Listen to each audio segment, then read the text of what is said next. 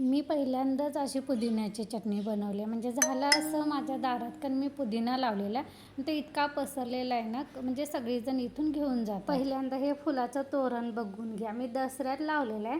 बाहेर आलं दारात की वर लक्ष गेलं की नाही आठवतं की हे कट करायचं आहे, पण ते काय माझ्याच्यानं होईना झाले. तर समोरच्या काकी पण एकदा न्यायला आल्या होत्या. त्या म्हटल्या तू पुदिन्याची चटणी करत नाहीस काय? म्हटलं नाही कधी केली. तर त्या म्हटल्या की पोट साफ व्हायला उष्णतेला पुदिना चांगला असतोय, त्यामुळे पुदिन्याची चटणी करत जा, आम्ही नेहमी करतोय.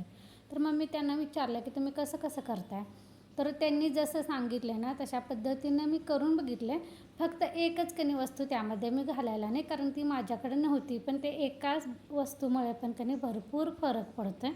पण ही कणी पौष्टिक असते आणि आपल्या शरीरासाठी चांगली असते, म्हणून बनवून एकदा बघा. तरी मी ह्यामध्ये ओलं खोबरं, लसूण, आलं, कोथिंबीर आणि पुदिना घातलेला आहे. त्यानंतर हिरवी मिरची थोडीशी जास्त टाकलेली होती कारण मला ते तिखट बनवायचं होतं. तर इथं इडल्या नाश्त्याला बनवल्या होत्या, मग मी त्या सगळ्यात कणी थोडंसं मीठ घातलं आणि थोडंसं पाणी करून कणी मिक्सरला असं पेस्ट करून घेतली. त्यामध्ये अजून एक काकींनी सांगितलेलं म्हणजे महत्त्वाचं फुटाण्याची डाळ, आणि ती माझ्याकडं नव्हती. मला वाटलेलं की त्यानं एका ह्यानं काय फरक पडणार आहे, पण चवीत भरपूर फरक वाटला असता.